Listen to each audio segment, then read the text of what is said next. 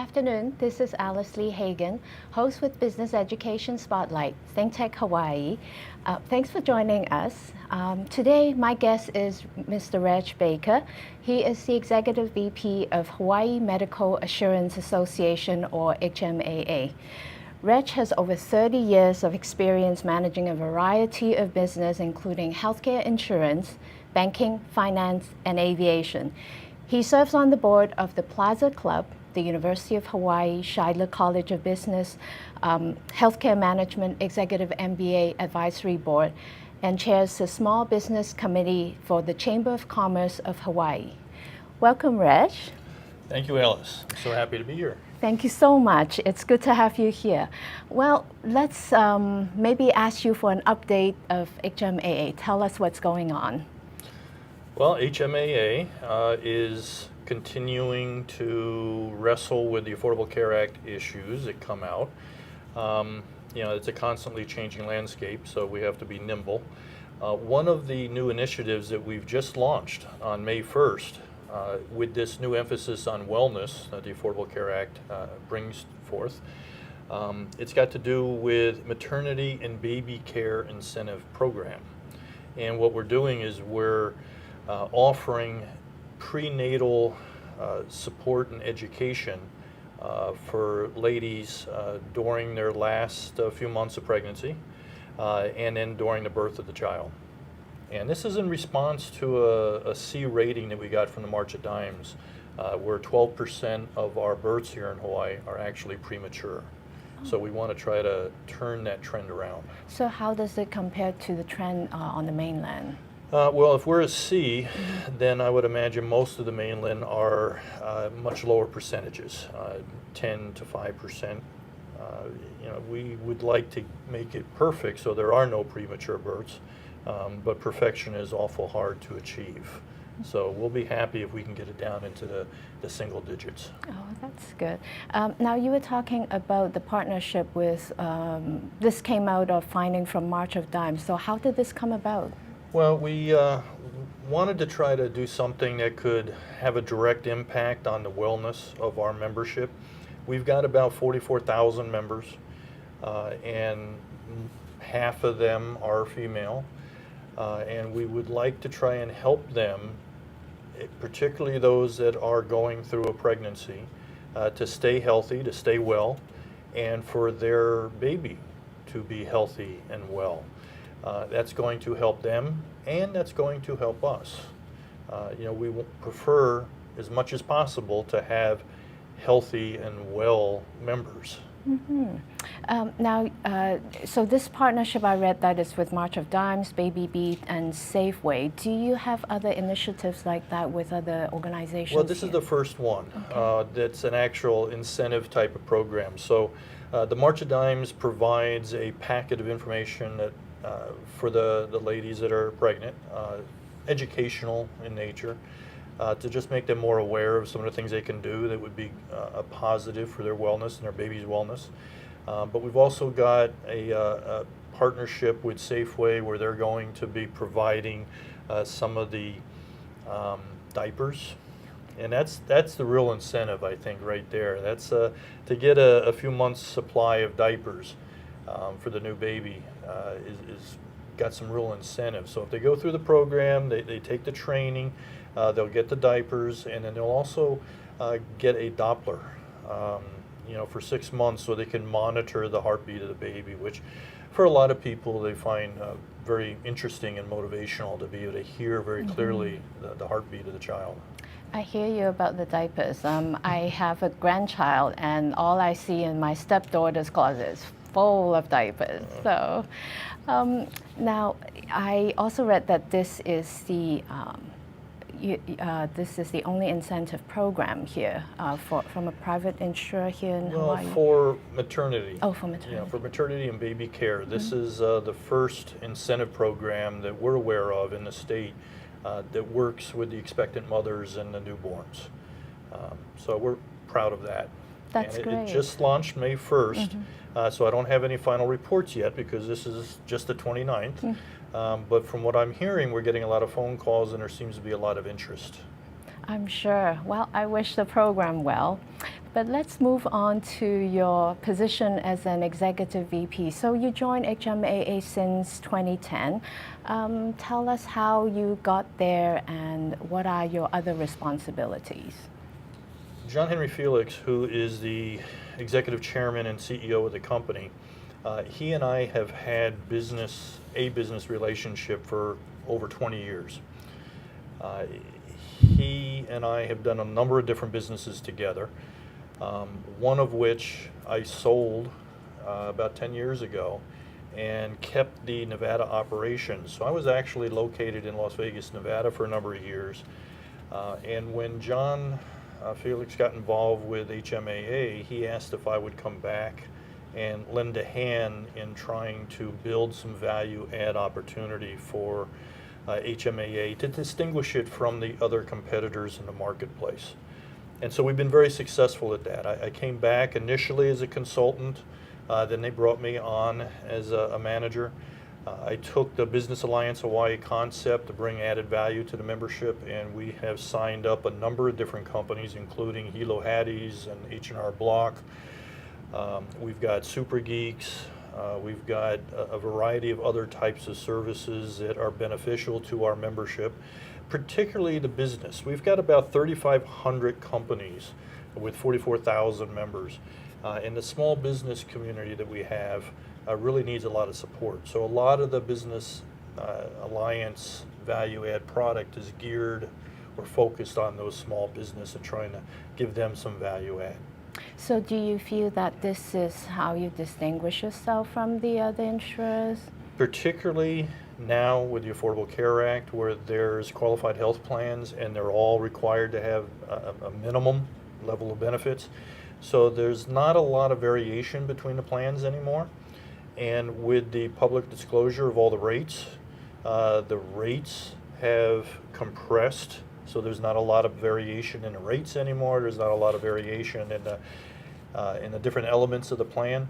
So yes, we have used this value add concept to distinguish us from all the other competitors that we have, and it's been very successful. In the last 3 years, we have probably added close to 4,000 new members, specifically because of these programs and some of the efforts that I've been able to achieve through the Business Alliance. Wow, that's amazing. Now, looking ahead, what are some of the, what do you have planned? What are some of your strategic vision for HMAA? Well, we're still watching the marketplace. We're taking a look at the Affordable Care Act and how that continues to evolve. As you probably know, and most people have heard, there's some controversy, and we're just keeping a very open mind and watching the development and trying to be as nimble as possible to respond to the changes as quickly as we can. Wow, okay, well, wish you best of luck. Now, I really invited you here, of course, your involvement in HMAA, it plays a big role because you were mentioning, well, we were talking about how you're also part of the member of the advisory board for our healthcare management executive MBA program. It's really good to have somebody from the insurance side to add their perspective to develop the program. But more importantly, you mentioned your long business relationship with John, and you've known him for over 20 years in different capacities, and that's actually what I'm more interested in, your entrepreneurial ventures and how you end up being in the healthcare field. So maybe you can start off telling us a little bit about what you did before you joined HMAA. Well, I don't want to bore too many people with too many details, but I actually had a position with Price Waterhouse in LA for a number of years doing mergers and acquisition work. So I got involved with a lot of valuations and helping companies be bought and sold. That led me to a position with Ernst & Young here locally in Honolulu. After a few years, I ended up running the international operations for the Bank of Hawaii, which gave me a lot of the banking background. And then I ran the trust operations for a while. Then I went out and started my own business, and it was It started out as a CPA firm, but through acquisitions, we ended up acquiring a company called Pendleton Tax Service. It morphed into a Pendleton Financial, where we had the third largest payroll company, we had the largest business services company, we had over 300 businesses that we're doing a bookkeeping and accounting for, and I was acting as their CFO, chief marketing officer, helping them grow the companies. Did a lot of startups, got a lot of companies started. Matter of fact, Super Geeks was one of the companies that we did a lot of work with, that I helped James Kerr and his team build his company up. We've done payroll services, third largest in the state. We were doing 7,000 tax returns. We had an investment arm that we managed about $55 million in other people's money. We had 28 different locations. Some of them were located in First Hawaiian Bank branches. We were on all the military bases. And I also had a operation in Las Vegas because of the real estate market. We were doing a lot of 1031 exchanges, rolling over real estate into Southern Nevada back when that was the right thing to do. So how did all these different experiences help you with your current position at HMAA? Because of the challenging environment that healthcare is in right now, and being able to quickly analyze and make some quick decisions on how to position and take advantage of maybe some opportunity. I think having gone through all the different industries and all the different regulatory environments that I've been in, it helped me get to where I'm at now with HMAA because of that experience. Tell us some unique challenges that you have right now as the Executive VP. The changing rules of the game is probably the biggest challenge. We a lot of times don't know from week to week, month to month, what the rules are going to be. First we heard that you couldn't extend the plans and they all had to be ACA compliant, qualified health plans they call them. That's been thrown out. Now we have grandmother plans, we have grandfather plans. We're talking about extending them even further. We have employer mandates that seem to come and go. There's just a lot of, I'll use the technical term of tweaking. They're tweaking the law, and things change, and it's a constantly moving landscape. So that's probably the biggest challenge that we have in healthcare right now. But coming back to your company, to HMAA, as an executive with so much uncertainty, how do you reassure your staff? Things are always changing. You have these clauses, sometimes it works, or sometimes something happens and that you have to respond, and well, success breeds success. And the Business Alliance that distinguishes us from the competitors has been very successful. And so we are growing, our membership has grown, our member groups have grown, and I think it's a good message, not only to the community but also to the staff, that we're doing well, we are growing, we are figuring this thing out, and we are moving forward. That's great. Well, maybe we'll take a short break because I want to go back to your entrepreneurial ventures. And I think recently there was a study by Brookings Institution about something called a spiraling, business dynamism spiraling downwards, and its implication on the economic health of our nation. So why don't we take a break, and then when we come back, I will ask you about your perspective of this study. Sure. My guest is Reg Baker, Executive Vice President of HMAA. We'll take a break and we'll talk some more. I'm Hong Jiang, host for Asia in Review on Tuesdays. And I'm David Day, host for Asian Review on Thursdays. Both of us broadcast our respective shows at 4 p.m. And my topics tend to deal with questions related to environment, culture, history, and sometimes human rights. And my shows tend to be on international business, foreign policy, geopolitics, and national security.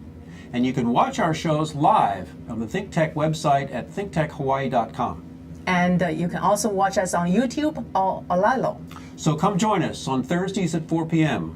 I'm David Day. And on Tuesdays at 4 p.m., I'm Hong Jiang. Aloha. Aloha.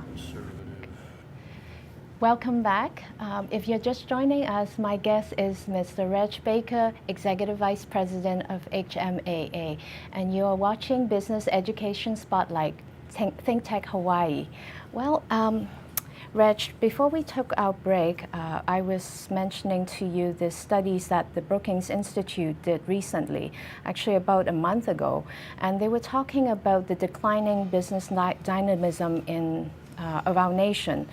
So they did this study across the state and all the metropolitan areas. Maybe I should provide some background before I ask you for your comment. So business dynamism is the process whereby there are different firms, they are continually born, they fall, they expand, they contract, they create jobs, and other jobs may be destroyed and there may be turnover. But the importance of business dynamism is it's vital to the nation's productivity, and it also helps sustain economic growth. Entrepreneurs or small businesses, they play a critical role in this process, but the study finds that there is a steady decline in which small business, there are fewer and fewer small businesses coming online across the nation. So I guess the question for you, Reg, is as an entrepreneur, what do you think about this study? Well, in a global sense, and I had a chance to read the article a little bit, and they talk a lot about, you know, the regulatory environment and the costs. I think one leads to the other. As you add to the regulatory environment, it adds to costs, and it makes it more difficult from an expense standpoint to start a business. But the regulations of starting a business is also a lot heavier today than it was 20 years ago. And I think those are the two most common excuses or causes that people reference as far as why there's a decline in new business startups. But I think there's maybe another reason. It is very hard to document and quantify, but I think because of the challenges that the regulatory environment has and the costs involved, there's a lot of businesses that are undocumented. They're under the table, so to speak, underground economy. The IRS has numbers on the gap between what the taxes collected should be and what they are, and it's a very large number. And a lot of that is caused by that underground economy.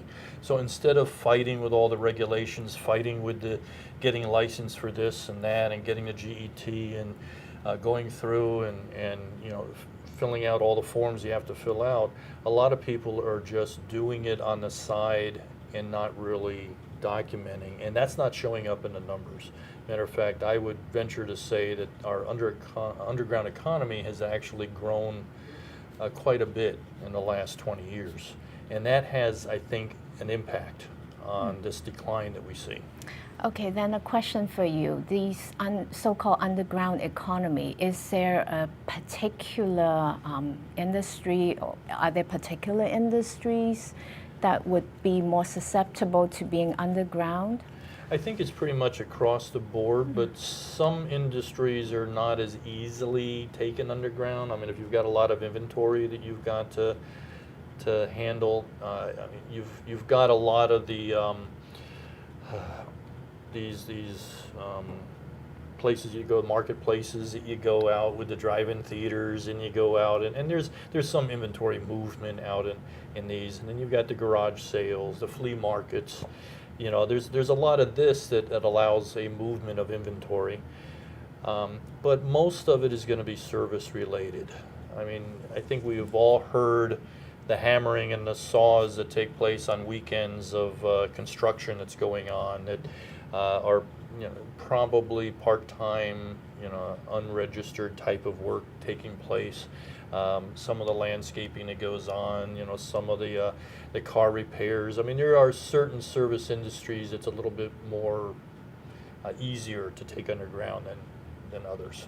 Now, again, this is speculative. So if you feel, if there is an underground economy, if you add this towards these, I guess, legal businesses, how would the numbers look, do you think? Because according to Brookings Institute, they said that entrepreneurship is on the decline, and it's really affecting the health of the nation. So would you agree to that?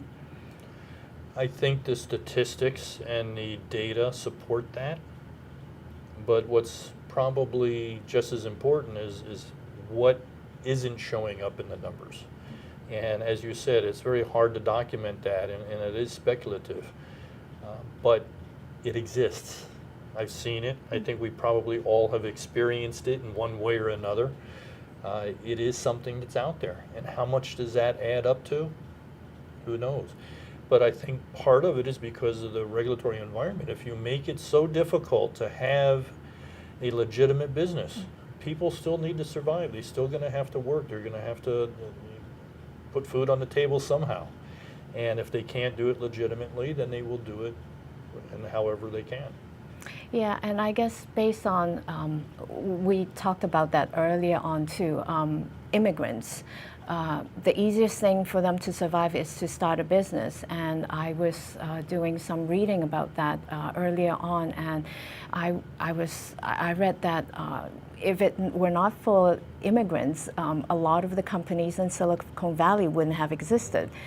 So perhaps immigration is another feeder into entrepreneurs. So I think there's been studies that show that, that if you do have a well-designed immigration policy, that it will actually stimulate the economy rather than hurt it. Bringing this whole issue back to Hawaii, I guess, again, based on the same study, they were saying that between 1978 to 1980, there are new businesses coming online into the Hawaiian market. There were about 15% of them. But I'm not quite sure how they measured it, but back in 2009 to 2011, more recently, there are only about 6.2% of these companies coming aboard being entrepreneurs. So give us some, I guess, perspective on those numbers. Well, again, I think that there is a decline. I think it's documented, and there's ways of looking at that. I mean, take a look at how many GET licenses have been issued, and there's information, there's data available that you could go out and verify some of this decline. But I think we also know, looping back to the undocumented business, there's a lot out there, and we've all encountered that. And I think there are even, I'll say the probability is high that even legitimate businesses don't always report everything that they're doing. And I've seen that. I'm a CPA by training. When I had Pendleton Tax Service, we were doing 7,000 tax returns a year. I would say close to 1,000 of those were business returns. And there's a desire, an inclination to not always report everything that you should be reporting.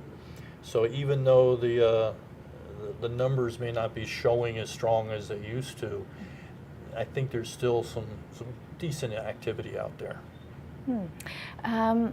That leads me into my next question. So I guess how concerned is the government in terms of trying to make sure that these are properly recorded and reported? Concerned. Yeah, very concerned. But and let's just talk about the IRS and the Department of Taxation. The IRS can't audit everybody, and so they have to go through and make some decisions as far as what's going to return them the best, provide the best return on their investment or their efforts. And so, going after some small mom and pop operation that may have 10 or 20,000 of unreported income may not provide the same type of return if they went after some larger companies with employees that are potentially having larger amounts of unreported income. And that's another reason why they've done a lot of this 1099 reporting, is that all of this is supposed to get documented, it's supposed to be reported. Can you clarify the 1099 reporting, please? Well, 1099, the Form 1099 that the IRS has, requires that any amounts of money, and I believe the threshold now is about $500, $550. So if I paid you $550 to do, say, a marketing plan for me, then I have to do a 1099, give you the 1099, you have to use that to report it on your tax return, and then I send a copy of it to the IRS. When you do the return, then they match it up to make sure that that 1099 shows up on your tax return. Now, in the past, that was always done manually. But in today's world, with the requirements that most professionally prepared returns have to be electronically filed, and most of those 1099s have to be electronically filed. Now it becomes an automated process, and there's a lot of matching up that takes place electronically when you electronically file your returns. So there's a lot more of those types of inquiry letters that are going out by the IRS asking for explanation as to where this income is at. And so they are tightening it up, they're getting aggressive with it, but you know, there's, I think, they still have a lot of work ahead of them. And I guess there's a cost associated with it too, right? To make sure that you collect the amount that should be collected. As a matter of fact, I'm hearing through my newsletters with the IRS and some of the information I'm getting is that with the Affordable Care Act and the IRS being the primary enforcer of the penalties and the fines and the compliance with the Affordable Care Act, they are needing to divert resources to that and not to the tax compliance side. And so the audit rate for 2013 and 2014 is probably going to be one of the lowest in history. Can you help me understand that a little bit too? You were saying that IRS has to now divert resources to, early on you were talking... Compliance with the Affordable Care Act. Okay. Yes, it's the employer mandates that the Affordable Care Act, and Hawaii is unique in some respects because we've had this for over 20 years. It's on the mainland that they're wrestling with it. This is creating a lot of heartburn for the people on the mainland. But the IRS is the enforcer. They're the ones that, with some of the new reporting requirements on the W-2s, you know, that we get the wage statements at the end of the year. There needs to be disclosure on there as to whether or not there's a plan that's being made available and how much it's worth. Now, they're not taxing you on there, but it is a disclosure. And so this is all part of the process of determining through the IRS process and procedures who's got coverage, who doesn't have coverage, who's going to be paying the fines, who isn't going to be paying the fines. And the fines are both levied against the employer and the employees when they do their individual returns. And the IRS is responsible for the enforcement of all of that. Wow, interesting. That must be a huge cost. It's a very huge cost, and it's a very labor intensive to get that all set up. And it's not being fully funded. So the IRS is being required to divert resources to those efforts and take it away from other areas. Because this is actually the first time that I hear about this. So is this commonly discussed perhaps among accountants, CPAs? Yeah, it's been in the news, but not as highlighted as some of the other issues. You know, if somebody loses their health plan, that gets a lot more press. But I think once the tax returns start getting filed, once people start getting their knuckles rapped for not having coverage, and once some of these penalties and interest starts getting sent out, now all of a sudden it's going to start getting some visibility. Oh, okay. Well, let's perhaps move on to my other topic, because earlier on you were talking about small businesses and the undocumented businesses that are not included in the studies that we were talking about. Now, you chair the Small Business Committee with the Chamber of Hawaii, Chamber of Commerce of Hawaii. Tell us what you do there. Well, and let me answer that a little bit by going back a little bit historically. Before I left Hawaii and in return about 10 years ago, the Chamber of Commerce had a small business council. And it was a very large small business council. I was one of the founding chairs of the Small Business Council of the Chamber of Commerce. and we had about 1,200 members just in the Small Business Council. We had a lot of events, we had a lot of training, we had a lot of networking. We, at the Small Business Council, created the Business After Hours. It was a very active group. Over the years, it's kind of just faded away a little bit, and now that I've come back, I've been asked, working with Sherry Menor and trying to bring back and improve membership and grow the chamber again, to try and bring a more active committee rather than just legislative action, try to bring in more training, more education, more value add opportunities for the membership. And so I've agreed to take over as the chairman of the Small Business and Entrepreneurial Committee, and I've got 3 committees, subcommittees. One is membership, one is education, and one is legislation. And so we're working together to not necessarily bring back the Small Business Council, but to make the existing Small Business Entrepreneurial Committee a little bit more attractive to members and try to build a membership. That sounds like a full-time job on its own. Don't tell John that. Well, why don't we take a break, and then when we come back, we'll talk to Reg a little bit more about his responsibilities as the chair of the Small Business Committee at the Chamber of Commerce of Hawaii. Again, my guest is Mr. Reg Baker, Executive VP from HMAA. We'll be right back. I'm Jay Fidel. That's Sharon Moriwaki of the Hawaii Energy Policy Forum. And every Wednesday we have Hawaii, the State of Clean Energy. We've been doing it for some time now, and we have some fantastic guests on there, unbelievable guests who give us insight into what is going on in a very complex, sometimes very confusing, sometimes very disappointing area of progress in the state. So we love doing this. We love meeting them. We love talking to them. We love having their ideas out on the table. So maybe, just maybe, we can all make some sense of what's going on. Sharon, what do you think?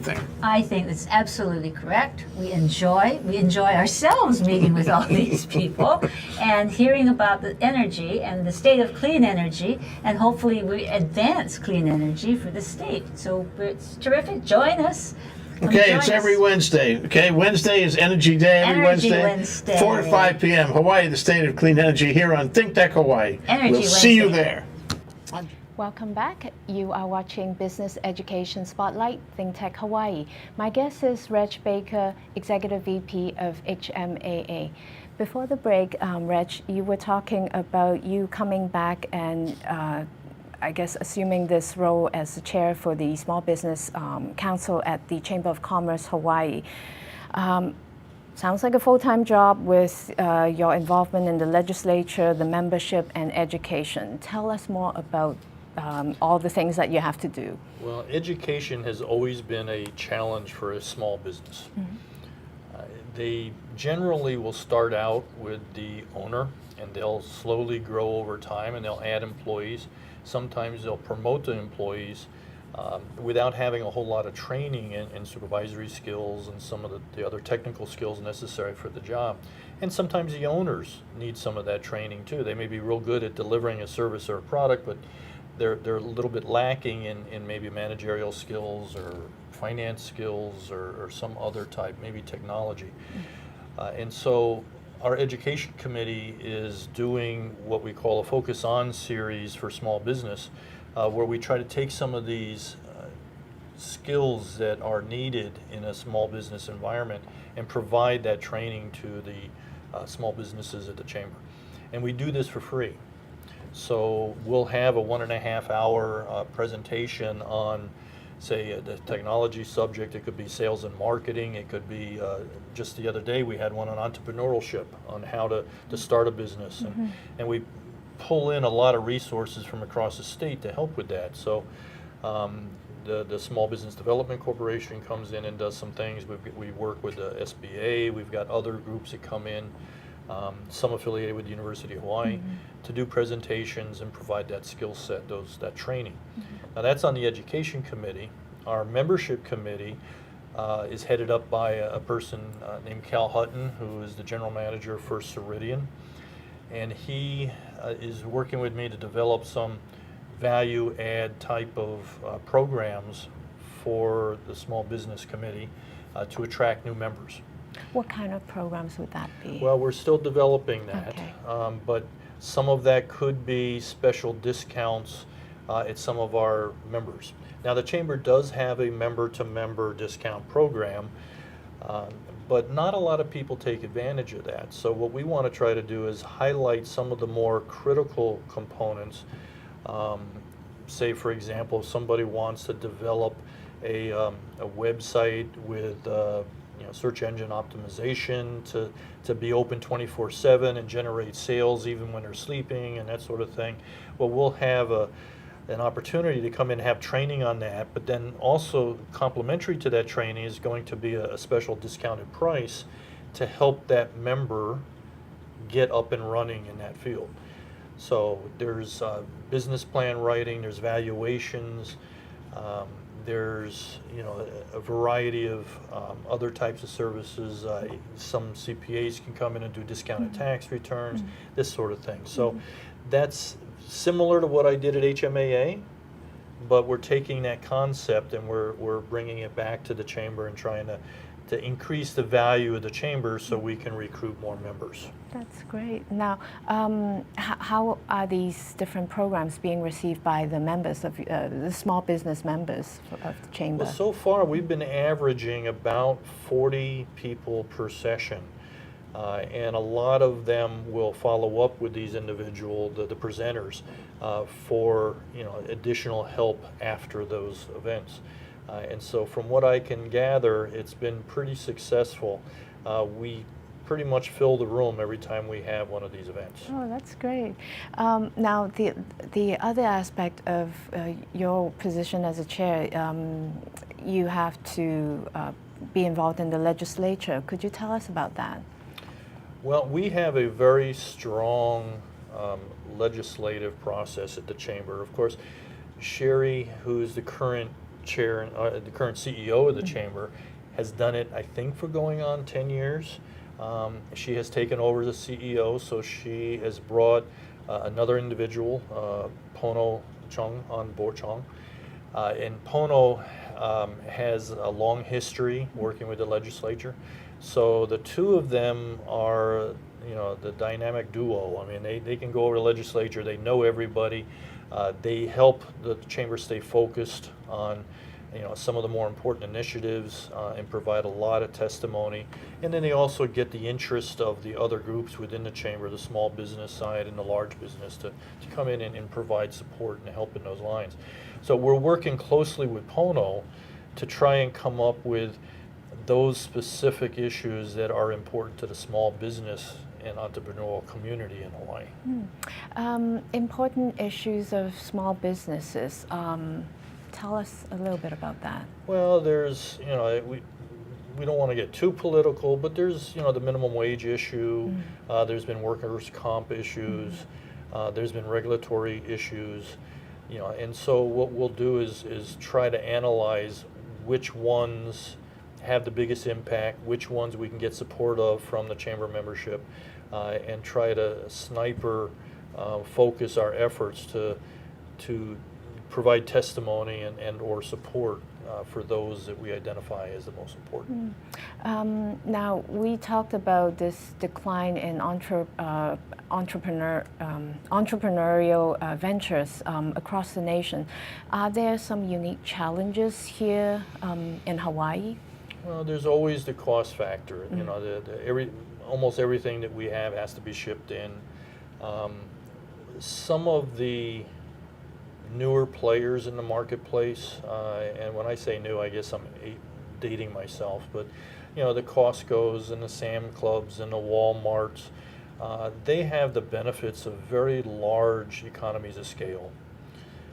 And when they bring product in, they get some very aggressive shipping prices, and there are ways for them to bring product in that can help with their cost structure. Unfortunately, a lot of the smaller players in Hawaii don't have those advantages, and so they've got a disadvantage in marketing, some of these inventory items when they're competing against some of these big box retailers. But the costs in Hawaii are high across the board, and it's just, it goes from milk to gas to rent, electric. And so those are challenges that we have today. And back 20 years ago when I was doing this with the chamber, we had those same issues. So nothing has changed very much in the last 20 years from my perspective. We're still fighting the same issues, the same challenges that we always have. And that leads me to believe that, maybe we, just need to try to tighten the belt and make things work the best we can with what we've got. No sense in beating an issue if it's not going to change in 20 years. But do you think that perhaps people now are more aware that, there's this whole movement of buy local, and certainly when it comes to sporting goods, I don't go to the big box anymore because I actually know somebody who owns a local business who owns sports equipment. So I said, well, I'd rather give my business to a local somebody I know. And that's been a theme that I think the chamber and a lot of other companies have had. The retail merchants, they've all had that buy local theme for a very long time, and it helps. There's no question that it helps. We just need to keep encouraging people to continue to do that. Okay. Well, now then maybe I should start asking about your ventures, because earlier on you talked about all the different things you did. You had your own tax preparation company. You were working at Bank of Hawaii for a little bit. How did you become enamored to being an entrepreneur? How did it all begin? Well, let me share with you my first business. Okay. I think I was about 6 or 7 years old. My father managed a gas station, and this was, and again I'm dating myself, this is back in the 50s, and that's when they had mechanical pencils and pens and receipts and book pads and whatnot, and he had this inventory of items in the house. And I filled up my little red wagon and I went around the neighborhood and I sold all of the inventory that my father had of these items. And I thought I'd made some pretty good money. I came home and my pockets were bulging with coins and a few dollars. And my father saw the coins that I had and was very curious as to what was going on. So I explained to him, I sold all your stuff. He wasn't too pleased with that. I got some lickings. But I had to go back and get all of those items back from the neighborhood that I sold it to. And I was able to do that at a lower cost than what I sold it for. So I collected all this money. I went back, got the items back, gave them some of their cash, but I still ended up with a profit. So I thought that was a pretty good deal, and that kind of motivated me to learn more and more about trading and profit, and I just kind of grew from there. That's fascinating. They actually sold you back all the items. Do you remember? Well, I got most of it back. Okay. Some of it I had to pay for, but some of it I didn't. And so that was my first lesson in arbitrage. Mm-hmm. And then moving forward, I know you went to University of Hawaii for your education. So, and then I think you also had some dabbling in the aviation. I did. I first came over to Hawaii in 1973 when I was in the Navy. And I ended up going to Vietnam for a little while, and when I came back, I ended up going to 2 years at Honolulu Community College. So I'm a product of a community college education. I did transfer to Manoa and was over in Manoa for a while. I graduated, ended up working with Price Waterhouse and then Ernst & Young. Once I got into Pendleton, I sold that. I kept the Las Vegas operations, primarily because it was very profitable, and there was a lot of 1031 exchange and property, and so there was real estate and other things that I had over there that I was continuing to stay involved in. So I ended up moving the family to Vegas. While I was in Vegas, the property management piece didn't keep me as busy as I wanted to be, so I ended up helping companies, distressed companies, turn themselves around, get back on their feet, and become profitable again. So there was a series of companies that I got involved in. It included healthcare. I actually was the president CEO of a group of clinics for a while. Turned that around and ended up selling that to a larger healthcare partnership out of California. I ended up doing some other work with a company called Upper Deck, which is a sports card trading mobilia company, and they did Pokemon and Yu-Gi-Oh and all this stuff. And so I helped relocate their operations from Carlsbad to Las Vegas, north of Vegas. Did that for a while, and then there was an aviation company that had, I think it was 12 helicopters, but they had been chopped up and used for parts, and so there was only about 6 of them that were actually functional. And then I had 3 fixed-wing Caravans, which are about 12-passenger type aircraft. And so I went in and was able to get involved with that and deal with the FAA, and had fixed base operations in Boulder City. And we went from 50 passengers a day to about 150 passengers a day, and I reduced the fleet down to 3 Caravans and 4 helicopters. And we did a lot of the night flights. If you went to Vegas and you saw some of the night flights and helicopters going up and down the strip, most of those were mine. Wow. So, What you have had a lot of experience in different industries. How did you decide to get involved? Because from banking and then those hobby cards, aviation, for me, they're very different industries. So, what would make you interested in, what made you interested in all of them? I think, and I'm not your typical CPA, I think, in a lot of ways, but I do understand the numbers and I do understand the finances. And every company has sales and every company has expenses. And there's a right mix to make it profitable. Of course, you got to have more revenues and expenses, but then you have the product mix, and you've got different product margins, and you've got all this.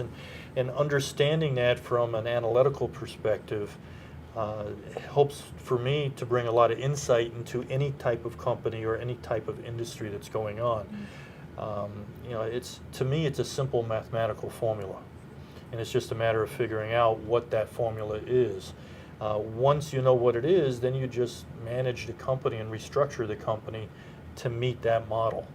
Okay, so the underlying common factor of all these industries and businesses are the numbers. If you can't quantify it, you can't manage it. Fascinating. Now, my last question for you. Right now, you're with HMAA. What do you have planned for yourself as an entrepreneur down the road in 3 years, in 5 years? Well, right now I'm focused on trying to make the Affordable Care Act work with HMAA as best I can. But there's always other little opportunities that pop up. My youngest son was actually working with Super Geeks for a while, and we were building a business over there and trying to make that profitable. My oldest son is working out of Pearl Harbor, and he's got some little things going on. And my middle son just got a job with Deloitte. He starts in September. And so, and plus my wife's an accountant as well. So we've got different family members that are involved in different aspects of business. And so I help them and work with them to try to create something for them to do. And I've also got some clients that I've had for quite a number of years that I continue to work with and help grow. But right now, I'd say my primary focus is working with HMAA and trying to make the best of the situation we're in right now. Well, I know earlier on you said that now you can help your sons, and now you can look back and reflect on your career. So do they also have these entrepreneurial spirits like you? Probably not as much as I do. I think that I grew up not having a lot, and so I always wanted something that I didn't have, and so that created a little bit of a motivation, as what I refer to as the burn. I've got a burn in the gut that makes me want to go and get things and grow something and be profitable at it and be proud of creating something and making it work. I don't want this to come across as being negative, but when you are in an environment where you don't need anything and it's pretty much already there for you, that burn isn't always there. And so I think some people that grow and don't have the burn are comfortable being employees or managers or working in an environment that is a little bit more, conservative or comfortable for them. Being an entrepreneur certainly requires a different mindset, and I like your word, the burn, the desire to build something for yourself. It's been fascinating, Reg. So glad you could join us, and I've learned a lot from you in this conversation. Thank you again for coming.